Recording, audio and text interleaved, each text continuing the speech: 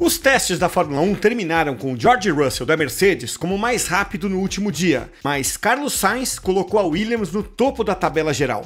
E daí vem a pergunta, qual o cenário real, hein? Olha, esquece os tempos de volta mais rápidos. Durante 3 dias no Bahrein, o time inglês daqui da The Race passou horas e horas à beira da pista, analisando voltas e conversando com todo mundo. E aqui vão as conclusões.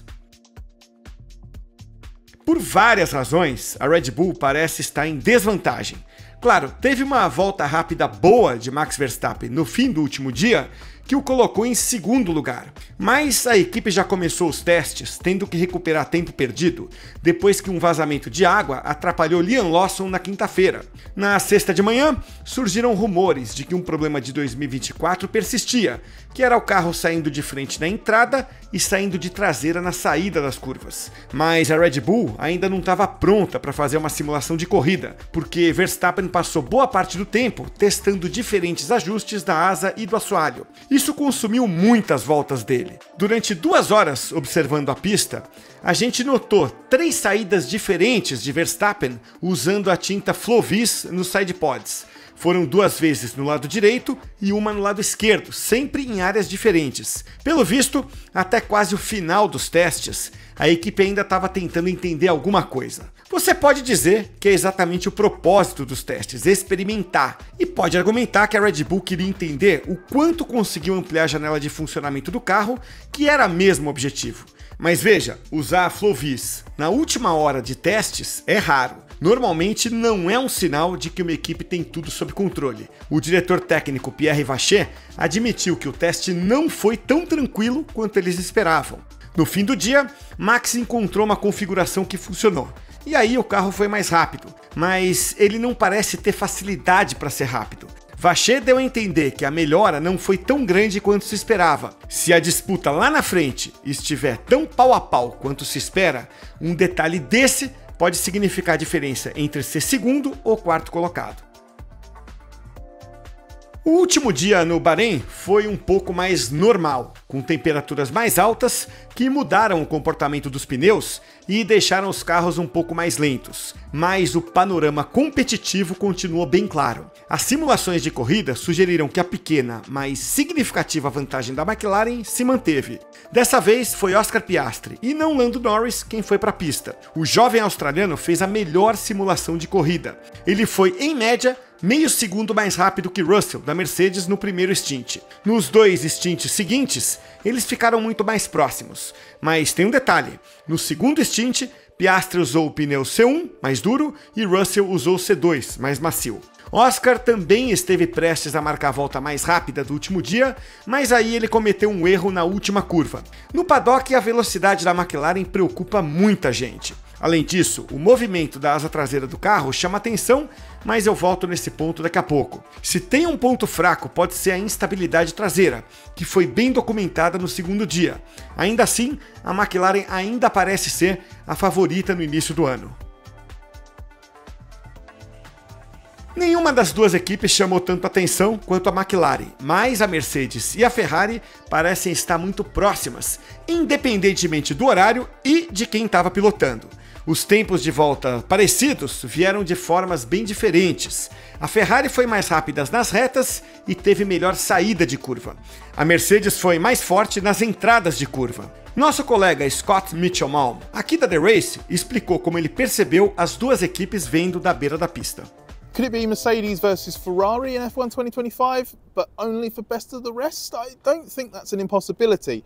Based on testing so far, McLaren has definitely given off a consistent, got the fastest car vibe. It's just not always the most sorted, and Red Bull just seems like it's got a lot of catching up to do. You're going to be, I'm sure, learning about that in a lot more detail elsewhere in this video. Right now, Mercedes versus Ferrari, they're almost inseparable on track. When you watch them trackside, they're doing a lot of the same things. They look perfectly decent. They don't quite catch the eye in the way the McLaren does, but they don't look quite as awkward as the Red Bull has at times, or, you know, the midfield cars. They have got slightly different weaknesses, it seems, though. The Ferrari, when the front gives up, it seems to translate into a little bit of understeer. The front gets a bit weak, it's hard to get the nose in. The Mercedes looks very easy to lock up. Not sure if that's because it's particularly stiff across the front axle or what the cause might be, but George Russell and Kimi Antonelli, I saw them lock up more than any other driver combination over the course of this week. So it feels like Ferrari and Mercedes are in a decent position. There are asterisks against both of them, especially Mercedes, given how cool it's been, and we know that that team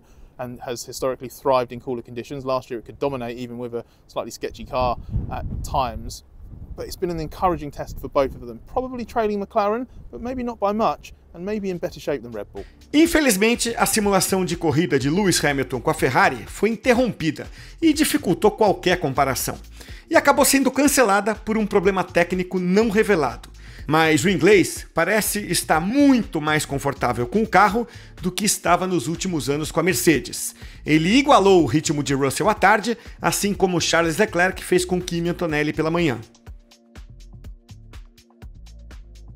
Os extremos são sempre os mais fáceis de identificar nos testes. Sempre se pergunta, quem parece ser o melhor? E quem parece ser o pior, hein? Bom, infelizmente, para a equipe que foi lanterna em 2024, a sensação de déjà vu voltou nessa semana, como Ed Stroll explica pra gente. One team has to be at the back, and based on pre-season testing, this year it's Sauber. Now, it doesn't look as terrible as the Alpine did last year, but it still looks pretty bad. Certainly the trickiest car to drive. Looked appalling initially. They did make setup changes on the first day that improved matters significantly, but still to the point where it was the car you least wanted to be in based on watching it trackside. It's not particularly quick either, so concerns there. The car's running very stiff. Now, I know this generation of F1 cars have to run stiff, but even by those standards, it's stiff, and that suggests to me maybe a car with quite a narrow window.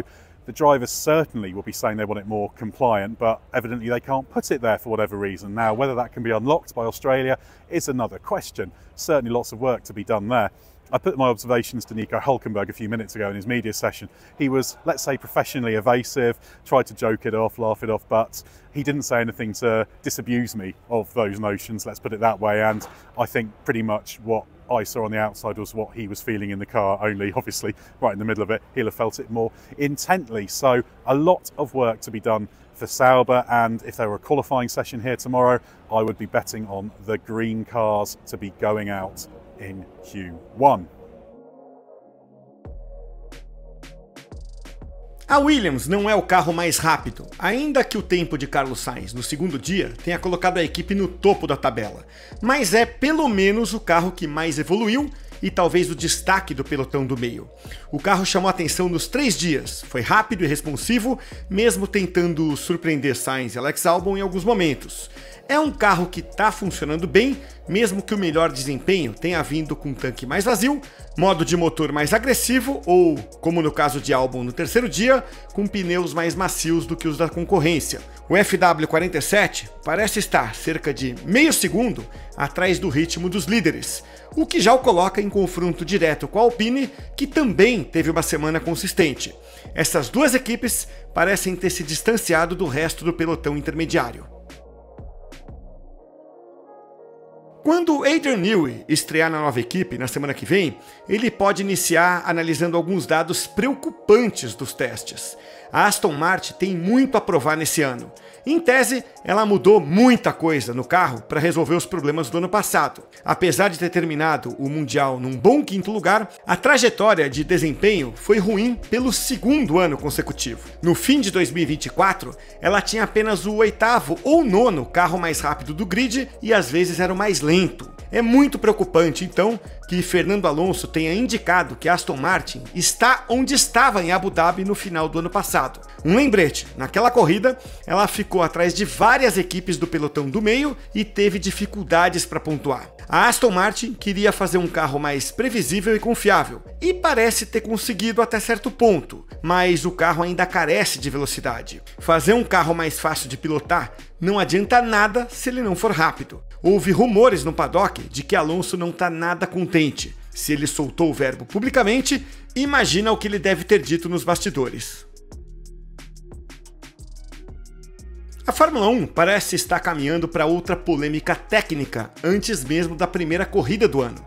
As discussões sobre o Mini DRS voltaram ao paddock no último dia de testes, e o nosso colega John Noble explica toda essa história. Testing is over, the Formula 1 season is now just a few weeks away, and we've already got our first little tech row bubbling away in the paddock. It involves flexi wings, a topic we well knew from last year. Last year we had the issue over flexi wings at the front, flexi wings at the back, and Mini DRS, and it's Mini DRS that's come back. There's been some nice, interesting onboard footage this weekend of the tests, and it's showing some of the wings rotating back a little bit. We see the Mercedes has been popping up, but of more intrigue has been what McLaren and potentially Ferrari are also doing in what's known as mini DRS. This is flexing the main plane a little bit on the straights to open up the slot gap, reduces drag, improves top speed. McLaren last season had mini DRS. It helped Oscar Piastri win the Azerbaijan Grand Prix. Rivals complained to the FIA, and after a bit of discussion, McLaren agreed to make changes and get rid of it for the season. Over the winter, the FIA came out, changed the regulations to try to clamp down on mini DRS, stop these antics, but teams know where gains come from, and it appears that there may be some kind of new concepts aimed to try to get a few of those benefits coming through. It's not a big problem yet. Cars have not yet gone into scrutineering. There's no question of any kind of early protests or anything like that, but teams will be keeping a close eye on it. As we go to Australia, they'll want to see if anything's changed. If again they see this same characteristic, then there could be chats with the FIA, but this is something we'll only find out in Melbourne. Tem um grupo grande de estreantes no grid desse ano, mas talvez só 2 deles sejam verdadeiros rookies, que acabaram sendo prejudicados pelas regras da Fórmula 1. A limitação nos testes é muito criticada. Carlos Sainz fez um desabafo sobre isso, dizendo que não consegue imaginar como deve ser estrear na Fórmula 1, tendo apenas 3 dias de pré-temporada, ainda divididos entre 2 pilotos. Ollie Bearman já disputou 3 GPs. Jack Doohan estreou em Abu Dhabi e ambos testaram carros antigos por um bom tempo. Andrea Kimi Antonelli também acumulou milhares de quilômetros no programa privado da Mercedes.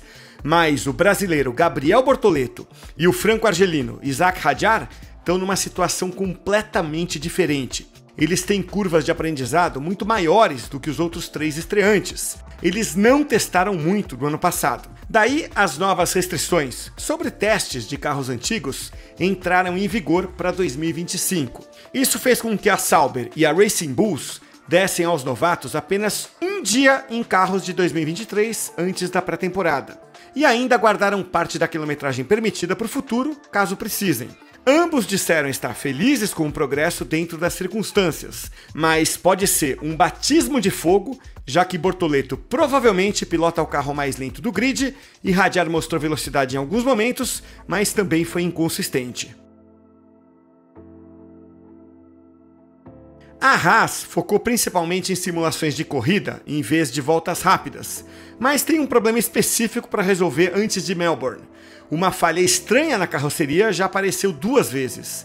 No shakedown em Silverstone, Esteban Ocon foi visto voltando para os boxes com parte da carenagem do sidepod faltando. Na sexta-feira no Bahrein, aconteceu o mesmo com Ollie Bearman, com peças voando da lateral do carro. O chefe da equipe, Ayao Komatsu, não revelou a causa do problema. Ele apenas disse que uma modificação foi feita desde o ano passado e que ela foi agressiva demais. Mas ele garante que isso não é difícil de corrigir. Parece que a Haas tentou economizar peso na fixação da carroceria e só precisa reforçar essa área para a primeira corrida. Falando em problemas bizarros, Bearman causou um dos 3 incidentes estranhos que geraram bandeira vermelha nos testes. O carro dele levantou uma pedra que atingiu e quebrou uma janela da torre de cronometragem ao lado da pista. A sessão de sexta-feira de manhã foi interrompida para que os cacos de vidro fossem retirados da pista. Outro incidente curioso aconteceu apenas 7 minutos depois do início da sessão da tarde, quando um ônibus que transporta funcionários pelo circuito errou o caminho e acabou indo parar na área de escape entre as curvas 9 e 10. Além disso, teve um blackout geral no primeiro dia. Esses foram os únicos imprevistos numa semana que, no geral, transcorreu bem e que terminou com uma ideia relativamente clara da hierarquia inicial da temporada de 2025.